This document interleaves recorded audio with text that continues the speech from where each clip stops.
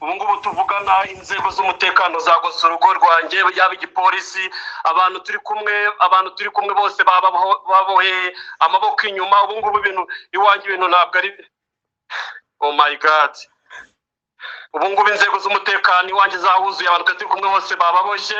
Kuri ubu ngubu sinzi ikintu nakora.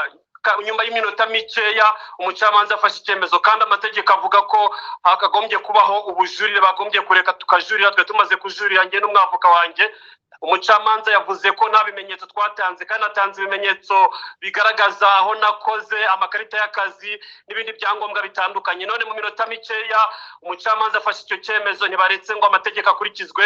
Ubu polisi, RIB n'izindi nzego zitandukanye bagose iwanjye. Ibintu birakomeye mudufashe rwose.